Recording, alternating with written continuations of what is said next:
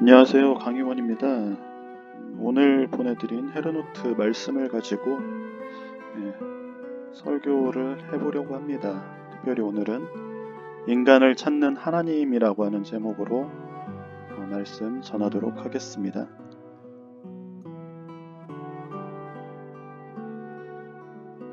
오늘의 말씀 먼저 봉독하겠습니다. 내 이름을 부르지 않았던 한 백성에게 내가 말하였다. 여기 내가 있다. 여기 내가 있다. 이사야서 65장 1절의 말씀. 주인은 그 종에게 말하였다. 큰 길과 산 울타리로 나아가거라. 그들을 데리고 들어와서 내 집이 가득 차게 하여라. 누가복음 14장 23절의 말씀입니다. 오늘의 기도. 주님은 오늘도 부르셔서 각 사람에게 나타나십니다. 항상 당신의 탄원이 들립니다. 당신의 집은 가득 차지 않을 것입니다. 때문에 당신은 거리의 사람들을 찾아 초대하십니다. 당신은 눈에 보이지 않는 사람들과 다리를 저는 이들, 그리고 공경에 처한 이들도 부르십니다. 프리드리 콜라드 힐러라고 하는 분의 이야기죠. 오늘의 말씀이 보면 하나님이 이제 사람들을 찾아 나서는 그런 대목들이 나오죠. 이사야서의 말씀도 여기 내가 있다, 여기 내가 있다. 누가복음의 말씀도 큰 길과 산울타리로 나가거라. 그리고 그들을 데리고 들어와서 내 집이 가득 차게 하여라 라고 하고 있죠. 네. 오늘 설교는 특별히 켄 가이어라고 하는 작가가 쓴 하늘의 추적자를 좀 참고를 했습니다. 참고를 다 한 건 아니고요. 초반부에 이제 프란시스 톰슨이라고 하는 시인을 소개하고 있거든요. 그래서 그 프란시스 톰슨에 대한 이야기를 좀 나누려고 하고 있습니다. 프란시스 톰슨 이렇게 생긴 분이세요. 그의 작품이 알려진 것은 사실 좀 되게 극적인 그러한 일이었습니다. 좀 더 잘생겼네요. 예.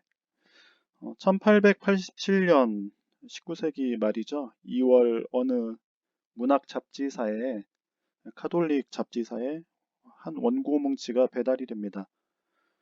작가 서명도 없고 원고도 되게 좀 지저분하고 어수선한 그런 정돈안 된 원고 뭉치가 배달이 왔는데 거기에 이제 편지 한 장이 들었는데 그 편지에는 원고가 너무 지저분하고 정돈안 돼서 죄송합니다. 원고를 좀 검토를 바랍니다.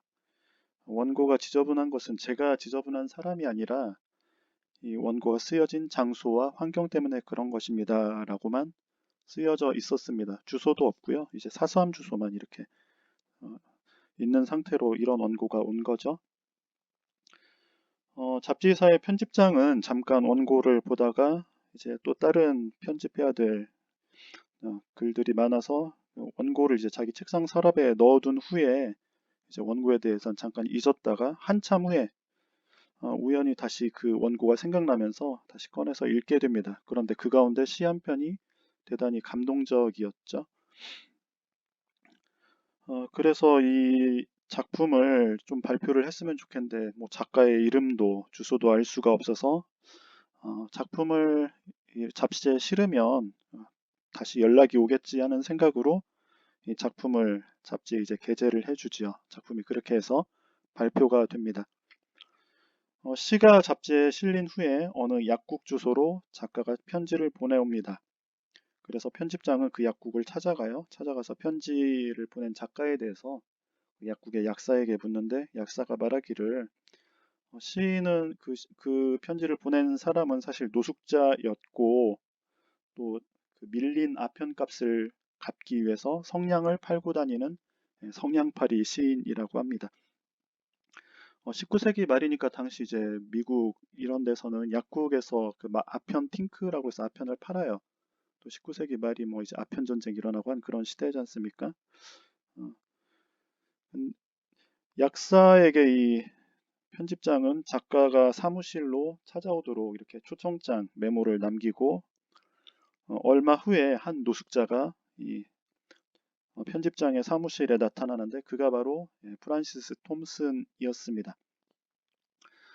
톰슨의 일생이 좀 기구하죠. 이 사람은 사실 이제 부유한 카톨릭 집안에서 태어나서 아버지가 이제 의사를 만들고 싶어서 의사 교육을 시켰는데 본인은 또 이게 되게 적성이 안 맞았어요. 그래서 아버지하고의 어떤 갈등도 많았고 그러다가 결국에 학교를 중퇴하고 다른 여러 직업을 진전하다가 결국에는 노숙자가 된 사람이었습니다. 그리고 또 우울증도 심하게 앓았고 자살 시도를 했는데 미수에 그치고 만 거죠. 그 이후에 한 매춘부가 이 톰슨을 또 보살펴 주는 중에 이 작품이 잡지에 소개가 되어지고 그러면서 이제 작가로서 알려지고 삶이 안정적으로 되자 매춘부는 그와 더불어 살던 매춘부는 어느 날 갑자기 바람과 함께 이렇게 사라져 줍니다. 톰슨은 나중에 이제 이 매춘부가 자기에게는 구원자였다라고 이렇게 회고를 해요. 편집장 가족은 톰슨을 각별히 보살폈는데 그래서 의사에게 이제 치료도 받게 하고 또 작품 활동을 할 수 있도록 수도원에 거처를 기거할 수 있도록 이렇게 합니다. 그런데 톰슨은 평생 마약을 끊지는 못합니다. 뭔가 좀 회복되었다 싶으면 다시 이제 재발을 해서 마약에 빠지게 되고 그러다 다시 이제 수도원에 들어가서 또 이제 어떤 안정을 취하고 이런 게 이제 반복되어지죠. 제가 프란시스 톰슨의 이야기를 하게 된 것은 그의 작품 가운데 가장 유명한 하늘의 사냥개라고 하는 작품을 좀 이해하기 위해서였습니다. 하늘의 사냥개, Hound of Heaven이라고 하는 그 시를 좀 읽어보도록 하겠습니다. 나는 그분을 피해 달아났다. 무수한 밤과 낮이 지나도록. 나는 그분을 피해 달아났다. 수많은 세월의 회랑을 따라서. 나는 그분을 피해 달아났다. 내 마음의 미로를 따라서. 그리고 그분을 피해 눈물의 안개 속으로 끝없는 웃음소리 아래로 숨었다.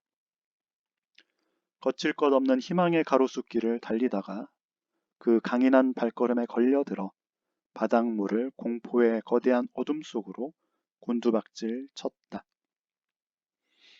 마치 사냥개에게 쫓기는 토끼와 같은 이야기를 하고 있지요. 그분을 피해, 그분을 피해, 그분을 피할 수만 있다면 무수한 밤과 낮, 수많은 세월의 회랑, 마음의 미로, 뭐 이런 표현들은 사실 이제 단테의 신곡 초반부의 표현들하고도 이제 많이 비슷하죠. 거기서 따온 어떤 메타포 같아요. 수많은 세월의 회랑을 따라서 인생을 이렇게 어느 숲속에서 헤매고 있는 단테의 신곡 초반부가 그렇지 않습니까? 눈물의 안개 속을 헤매고 달리는 심정 등을 내보이고 있습니다. 그러다가 바닷물을 공포의 거대한 어둠 속으로 곤두박질 치지요. 그런데 그분은 포기하지 않고 그분을 피해서 이렇게 도망다니는데 그분은 포기하지 않고 발걸음은 그렇게 쫓아오고 또 쫓아왔다. 그러나 서두르는 법이 없었다. 보폭의 동요도 없었다. 냉정한 속도로 긴박하나 당당하게 발걸음은 울렸다. 라고 쓰고 있습니다. 그래서 제목이 하늘의 사냥개인 것이죠. Hound of Heaven, 하운드. 그 하운드라고 하는 개 있잖아요. 사냥개 그 앞에 윗부분이 이렇게 길게 나온 그 개 그 달리기 경주 뭐 이럴 때 이제 나오는 그런 달리기도 잘하고 사냥도 잘하고 하는 개 있지 않습니까? 어, 그렇게 하늘의 사냥개처럼 이렇게 집요하게 추적하는 거죠. 피하고 도망치고 숨기 위해서 애를 쓰지만 그분은 사냥개처럼 집요하게 추적해 옵니다. 그리고 마침내 추적자의 음성이 들립니다. 내가 나를 배신함으로 모든 것이 너를 배신하는구나. 우리는 이 하늘의 사냥개라는 시에서 저자인 프란시스 톰슨을 집요하게 추적하는 추적자가 누구인지 그리고 그가 무엇에 쫓기는지를 그의 인생 이야기를 통해서 좀 생각을 해보게 되지요. 네가 나를 배신함으로 모든 것이 너를 배신하는구나. 우리가 하나님을 배신하고 하나님을 피하니까 하나님뿐만 아니라 모든 것이, 우리 주변의 모든 것이 나를 배신하는, 그런 식으로도 이해를 할 수 있겠죠. 톰슨의 생애, 아편으로 망가진 노숙자, 대학을 중퇴한 인생의 어떤 낙오자, 실패자, 그런 삶을 끝내려 자살까지 시도를 했던 어느 한 사람의 이야기.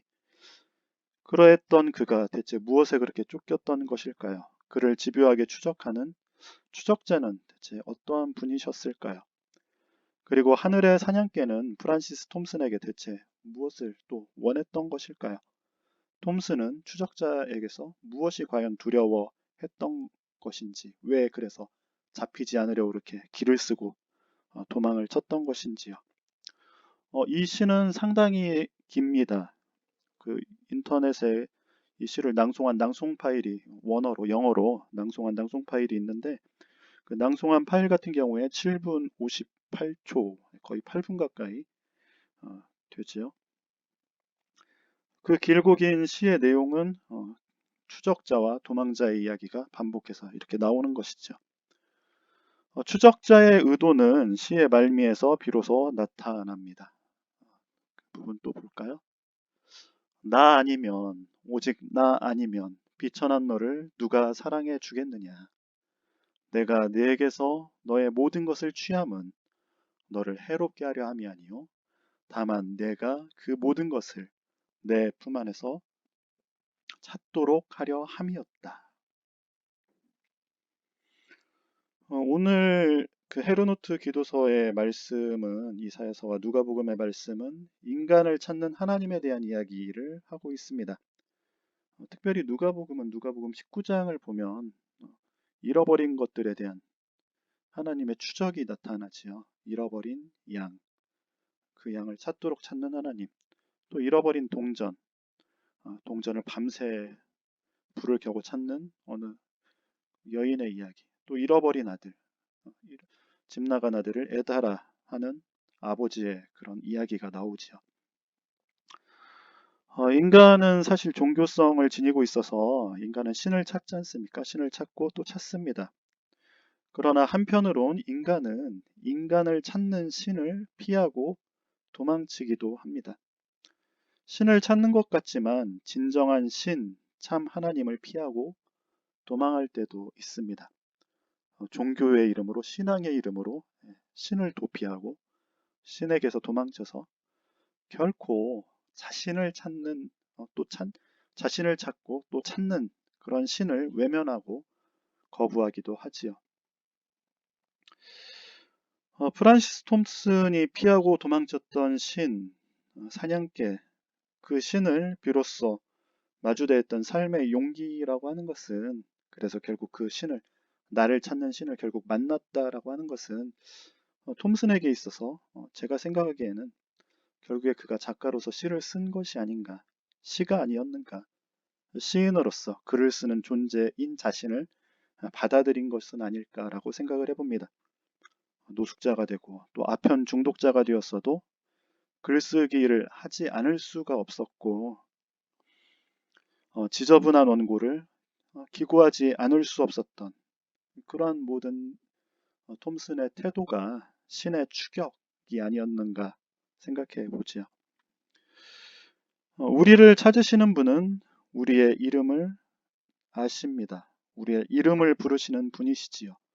우리로 하여금 진정한 우리 자신이 되도록, 그분 안에서 진정한 우리 자신을 발견하도록 또 나의 진면목을 아시는 분이시지요. 그러나 우리는 자신이 되기를 피합니다. 도망칩니다. 또 우리 자신을 망가뜨립니다. 여러분, 신을 피해 달아난다라고 하는 것은 사실 자신에게서 달아나는 것이지요. 신을 피할 수만 있다면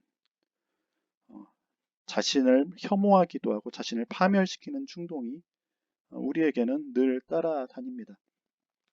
어쩌면 프로이트가 말한 그 타나토스, 죽음 충동이라고 하는 것은, 자기를 파괴하는 이런 충동, 자기를 망가뜨리는 이런 충동은 그런 것이 아닌가도 좀 생각을 해봅니다. 신을 피할 수 있다면 시편 139편에 보면 시편 저자는 신을 피할 수만 있다면 흑암이 자신을 덮고 자신을 두른 빛은 밤이 되어라 라고까지 스스로를 어둠에 내던지는 그런 모습을 보여주지요. 신을 피할 수 있다면 욥은 어떻게 말을 합니까? 신을 찾지만 그러면서 한편으로는 신을 피하는 모습이 스스로를 자기의 태어난 날을 저주하고 스스로를 혐오하는 표현으로 나타나죠. 그것이 바로 인간입니다. 톰슨의 인생 이야기를 우리는 결코 참 불쌍한 사람이구만 이렇게 어떤 가벼운 값싼 동정을 하기만은 어려운 것은 우리 역시 우리 안에도 그와 같은 이야기가 있기 때문이지요. 인생의 굴곡 속에서 무너지고 망가졌던 우리 자신의 이야기, 톰슨의 이야기일 뿐만 아니라 나 자신의 이야기. 삶이 힘겹다 보니까 자기 파괴적인 생각에 우리 내면이 갈라지고 또 성질머리 뻗치고 그런 것들이 감정에만 머무는 게 아니라 습관이 되어서 이제는 나를 망가뜨리고 내 가까이에 있는 사람들을 힘겹게 했던 그런 이야기들 있지 않습니까? 때로는 용기를 잃고 삶을 마주대할 할 용기를 잃고 될 대로 되라지 하며 스스로를 이렇게 방치하는 그런 순간들도 우리는 있지요. 그런 우리에게 톰슨의 시에서 하나님은 이렇게 말씀하시죠. 나 아니면, 오직 나 아니면 비천한 너를 누가 사랑해 주겠느냐. 내가 너를 이렇게 취하려고 하는 것은 너를 해롭게 하려 하는 것이 아니라 다만 네가 그 모든 것을 내 품 안에서 찾도록 하려 함이다. 하나님 안에서 진정한 자신이 진정한 자기 자신이 되고자 하는 모든 것들을 얻기 위해서 그분은 우리를 부르시고 찾으시고 추적하시는 거지요. 그런 우리에게 하늘의 사냥개 그분의 발자국 소리가 들립니다. 어디선가 우리의 이름을 부르는 음성을 듣습니다. 흉한 내 꼬라지 보기 싫어서 피했던 거울을 그분은 우리에게 들이대시지요. 그분은 우리가 진정한 자신이 되기를, 우리의 이름을 되찾기를, 또 우리의 진정한 얼굴을 되찾기를 바라시는 분이십니다. 힘겨운 삶을 우리가 지금 이 시대에 살아가는데 하나님의 그 음성에 우리가 귀 기울이면서 매일 매순간 주님 안에서 우리 자신이 되어지고 우리 자신을 찾는 그러한 저와 여러분이 됐으면 합니다. 설교 마치겠습니다.